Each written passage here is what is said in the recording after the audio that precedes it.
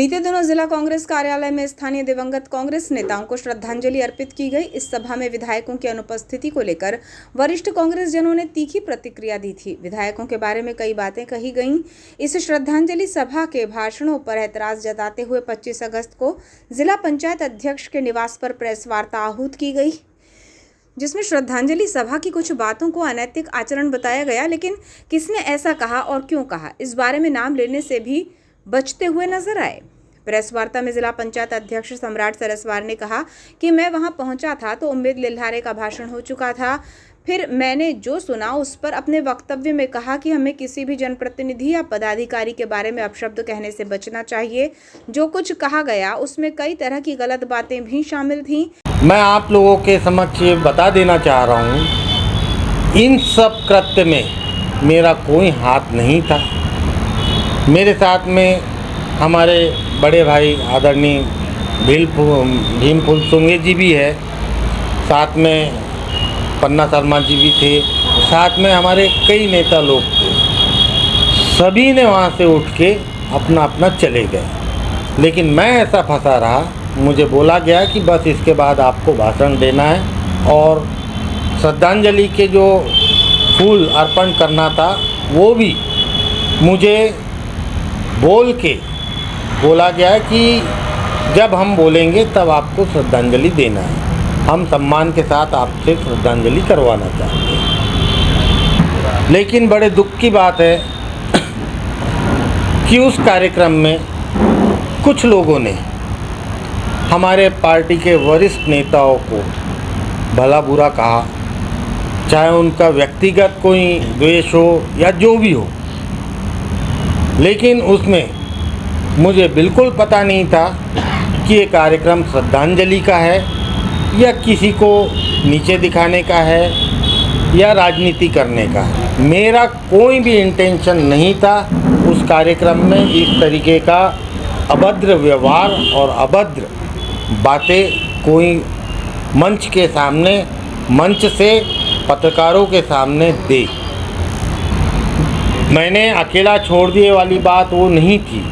मैंने उस भाषण में, सुनिए, उस भाषण में मैंने क्या बोला है। मैंने 2-3 चीज़ें बोला हूँ। एक तो चीज़ मैंने बोला कि पहले जो होता था कि मेरे को सीट भी नहीं मिलती थी, शायद आपने फिर से उसको सुनना।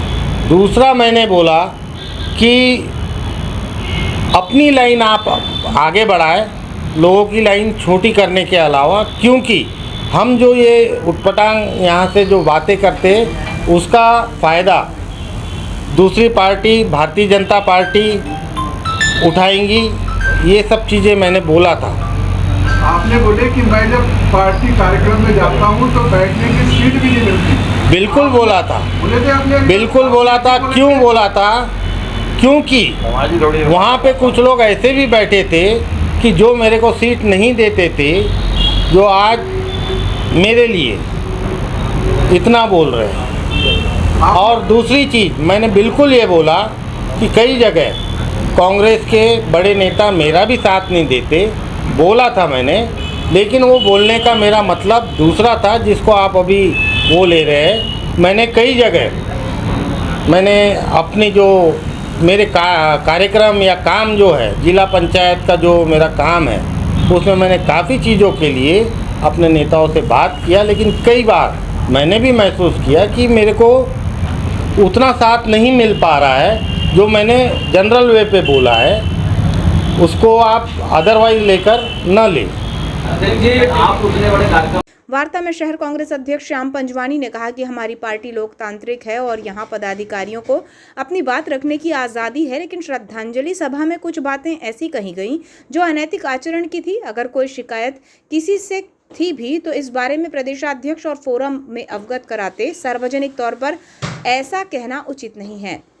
श्री पंजवानी ने बताया कि कांग्रेस कार्यालय सभी का है और वहां कार्यक्रम हुआ तो ठीक ही था, लेकिन हमारे विधायक व्यस्त रहे होंगे जो नहीं पहुंच पाए।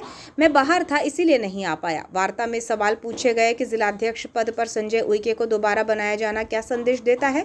इस पर उन्होंने कहा कि कांग्रेस के शीर्ष नेतृत्व को जो उचित लगा उन्होंने किया। जिनके वक्ता है हमारे इतने बड़े बड़े, जिनको रोकना संभव ही नहीं है, वो प्रदेश के मतलब इस पोस्ट पर रहे हैं। और ईमानदारी की बात, बालाघाट में जितने वक्ता प्रवक्ता पूरे मध्य प्रदेश के अंदर नहीं है, उन नेताओं को रोकने का सवाल ही नहीं उठता। श्रद्धांजलि कितना प्यारा कार्यक्रम था, उनको करना था।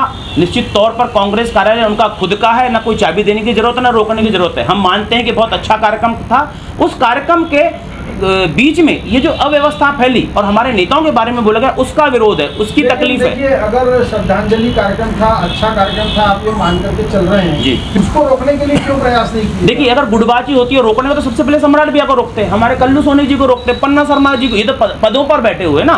कांग्रेस ने किसी को नहीं रोका। भीम भैया हमारे नगर पालिका के अध्यक्ष है, उनको कैलाश भी है, किसी को रोका नहीं गया। ये है कि सबकी अपनी अपनी व्यवस्थाओं के कारण। और एक मैं बात बता देना चाह रहा हूँ, ये बड़े स्तर पर हुआ श्रद्धांजलि कार्यक्रम, लेकिन कांग्रेस के, आप लोग हमेशा कांग्रेस के कार्यक्रम में रहते हैं, जब जब कांग्रेस का कोई कार्यक्रम होता है और इस बीच में हमारा कोई नेता स्वर्गीय हो जाता है, हमारे नेता के कोई परिवार में, तो हम तत्काल उसमें श्रद्धांजलि उस कार्यक्रम के माध्यम से देते हैं। ये है कि इस कार्यक्रम को बड़े रूप में, व्यापक रूप से किया गया।